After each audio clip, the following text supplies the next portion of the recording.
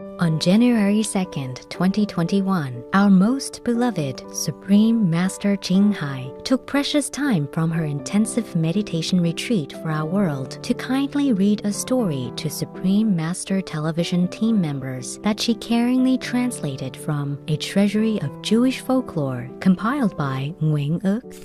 The Four Beings Who Take Care of the World is a story of how a lower god made various entities like vicious spirits and larger, fiercer animals to oppose humans and gentler animals, as well as four extremely powerful beings who act as a counterbalancing force. The being's presence keeps the opposers of humans and meeker animals from becoming too strong and overwhelming our world. So he created demons and deities, yeah? But vicious ones. And then he also caused the human beings in their mind to be afraid of these vicious beings and demons. So it's all God doing, huh? Imagine that, huh? Yeah. What kind of God are you, huh? Making trouble. Okay. If there had not been a lot of grace and blessing, also many of the rules that have been established by God, then the human beings definitely could have never stood up to these vicious spirits as well as demons. It's the beginning of the springtime, and the seraphim, the angel type, yeah. They had gained more strength. They lifted their heads only like this, and then all the bad and vicious spirits as well as the demons were very scared of these seraphim. These seraphim, they spread out their wings, big wings, to protect all humans. So these bad demons and spirits cannot harm humans. In the Bible, Psalm chapter 91, it says that God blesses and protects under his wings. Yeah. God also created many domestic animals as well as some very sensible animals, very sweet and gentle animals.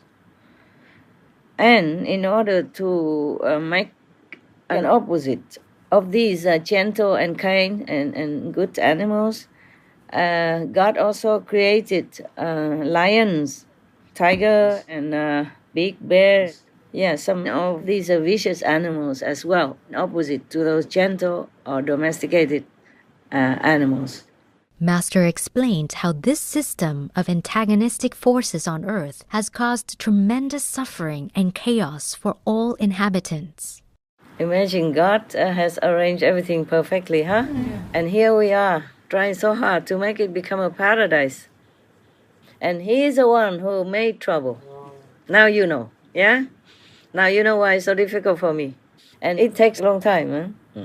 It takes him only 7 days to create this world and the trouble that we inherited. And now it takes us forever to change it into paradise. This is not Almighty God, okay? It's a lower God. But in the old times, they just called him one name, God. The reason why God created us is so that he can feel happy, yeah? Like a creative talent, a creative force comes out, and he just had to create us. Master also told a story of how Buddha reincarnated as a lion so he could gain affinity with other beings, and emphasized the importance of an enlightened master to grant us liberation from a world we would otherwise be forever trapped in. God is funny. He created many things contradicting each other. And so when I read that story about the Buddha, when he was long eons ago, a lion, I felt, oh my God, so tiring, Yes. Even the Buddha reincarnated again and again as this and that animal, and then came back again. Even if the Buddha wanted to come down and help beings, he had to swim in the river of life and death forever like that, in different forms, in order to make affinity with as many beings as he could. Yeah. And thus I feel, my God, what a tiring kind of life. Yeah. I don't want us to ever come back and forth and become this and that again. I want to finish with all this. Yes. That's why in India, mostly they revere the guru very much, the master, yeah, who give them initiation and frees their souls. They even sing songs like, only my guru is for me, yeah. God has thrown me into this whirlwind existence, and only my master can pull me out of it, something like that. They even revere, kind of almost like hinting like the guru is even better than God. That's why it is. And now when I read this story, I understand why.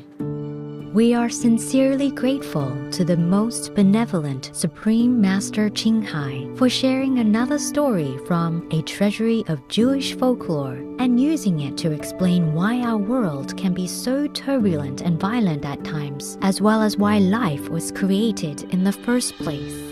Our eternal gratitude to all the great enlightened masters of the past, present, and future for coming to Earth to liberate souls. And truly, we are unimaginably fortunate to have the ultimate master, Supreme Master Ching Hai, here with us during this final judgment time. May all of Master's loving prayers for our planet, including world vegan, world peace, soon come true, so that there may only be compassion and joy among all beings.